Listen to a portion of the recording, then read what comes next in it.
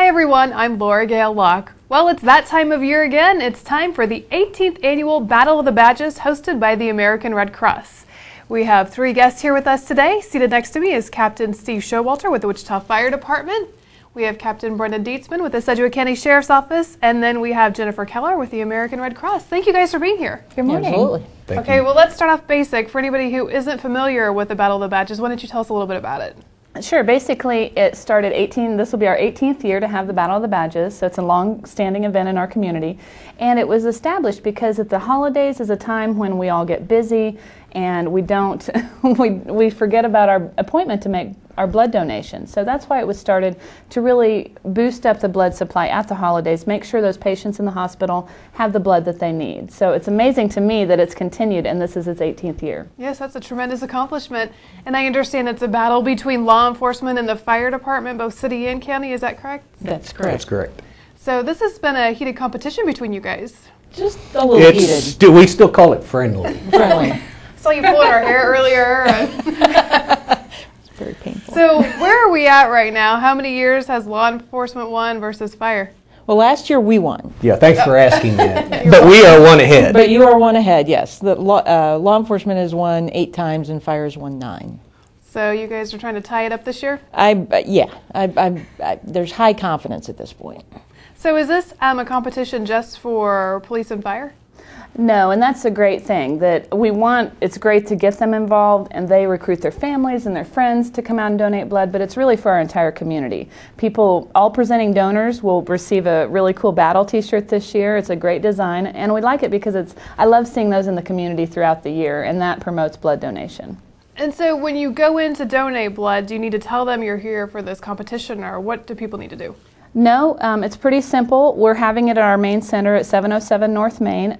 It's great if you can make an appointment. Walk-ins are also welcome. It'll run from the 13th of December through January 1st, and you just come in and you sign in, and you'd need to bring a photo ID with you. That's the main thing. Or if you're a blood donor, bring your blood donor card. We'll sign you in. It takes about an hour to donate blood.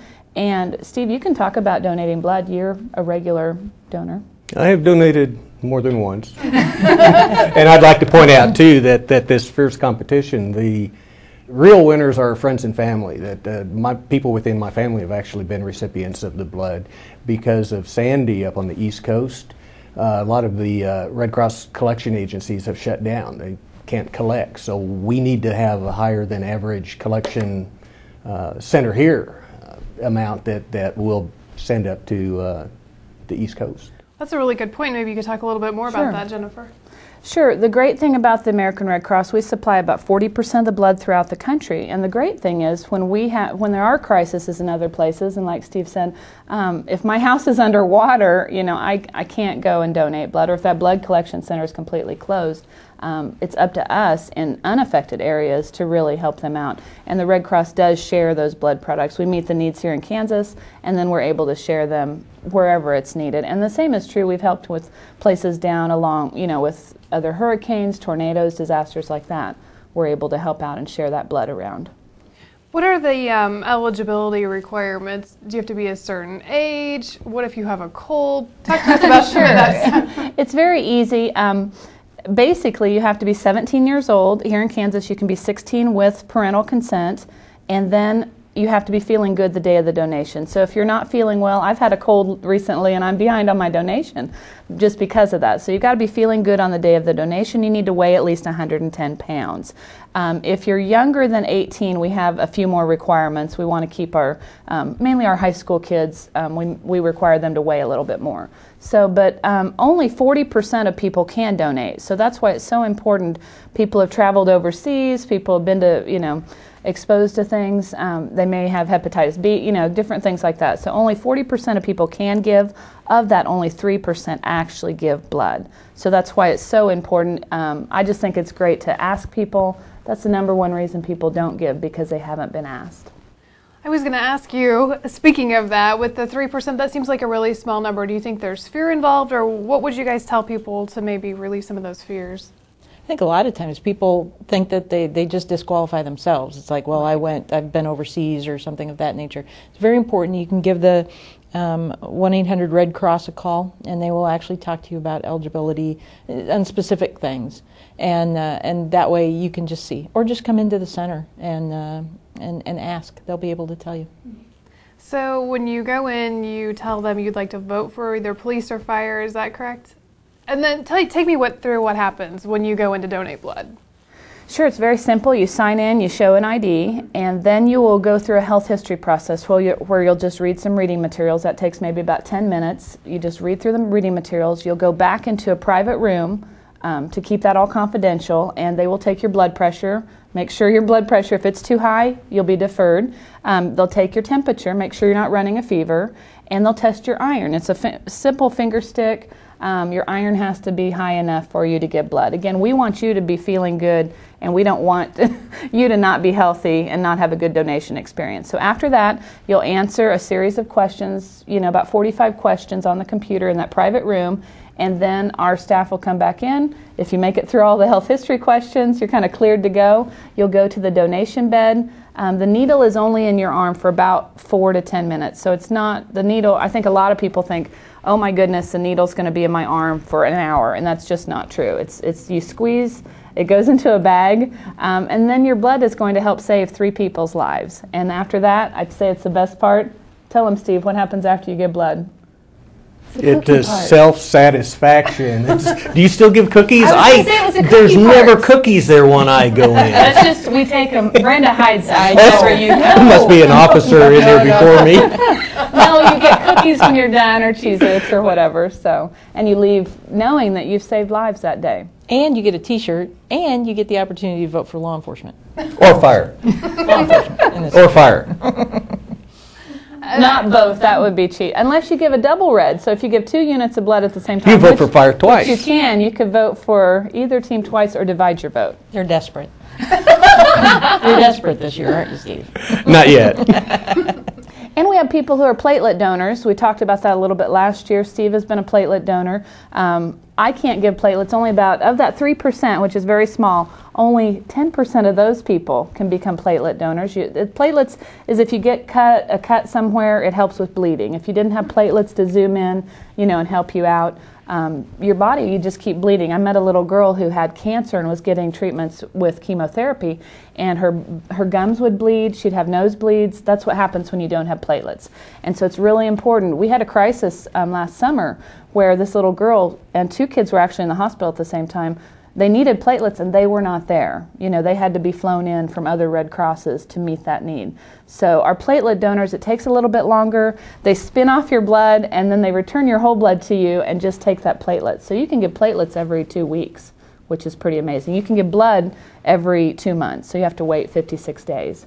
So good to know. So you actually can't give blood and platelets then at the same time is what you're saying? You would have to schedule 2 different appointments? Actually. Oh, you can also. Okay. It depends on your blood type. A lot of it depends on your blood type, what type of, whether blood or platelets is best. So. Do you recommend that people eat before they come in and donate? Absolutely. Absolutely. You really need to have a good meal the night before, a good meal in the morning. Where we see reactions happening, that's when you can kind of feel a little bit lightheaded.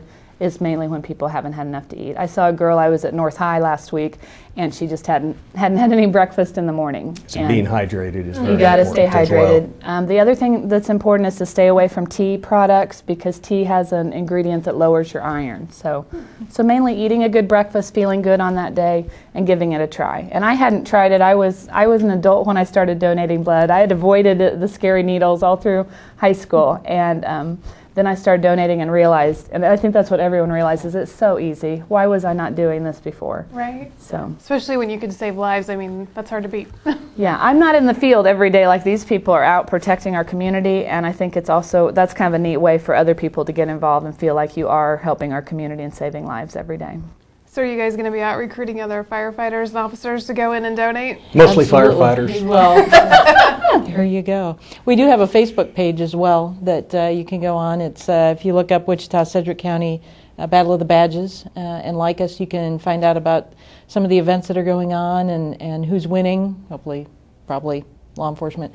And and get updates. It'd be great if people post their own pictures there. I'd love to see that this year. Exactly. Hey, I was in giving blood and I voted for Law, I voted for fire. Right. And we recently just put the artwork for the T-shirt on the Facebook page, and people are excited about it. Yeah. We got several comments. You guys always have great T-shirts. I know. Yeah, it's going to be good. Oh, and we do have gift wrap day. I think some people count on that. A friend of mine, I see her every year. I say, Beth, I'm tired of wrapping your presents. But on the 17th of December, people can come in and get their presents wrapped. They can bring up to 10 presents, and while they're donating blood or platelets, we will wrap them for them. So that's kind of a neat. That's an event. This will be the 25th year of us doing that. So that's been a long time sponsorship. So. That's free gift wrapping? Free gift wrapping. I Can't will beat say that. a lot of them are men that come in. I don't know why that is. I don't know. You take advantage of that, Steve? No. He has a T-shirt. I never buy gifts for anyone. No one gets gifts. No one's on Steve's list, so that's sad. We do have 2 fire stations that will be open as collection sites too. Friday, December 28th, Station 6, which is 1010 East 143rd, and Station 21, which is 2110 East, North 135 West, out there by the new Y. They will be open from 3 p.m. until 7 p.m. in the evening at both sites. Makes it So, convenient.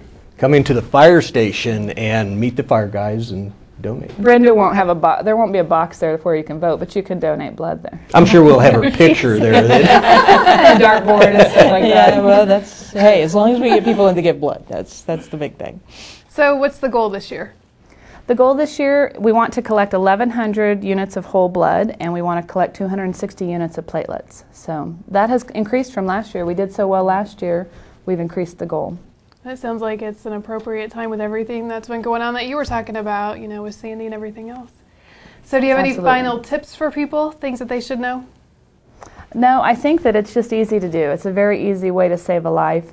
And I think as we approach the holidays, it's an easy gift that people can give. It doesn't cost anything. It takes an hour of your time, and it's really very meaningful. So we just encourage people to call 1-800-RED CROSS or go to redcrossblood.org and make an appointment. Do you recommend making an appointment? Absolutely. Walk-ins are fine, but we will, if we get very busy, we'll take people who have appointments first. And also making an appointment helps us add more staff. If we see there's a day where we have a ton of appointments, we will be able to put more staff there in the center. Great advice. Thank you guys so much. I'll be looking forward to seeing who wins. Thank you. Thank you. Thank you. And we'll leave you with the information about making an appointment and more info on Battle of the Badges up on your screen. Thanks for watching.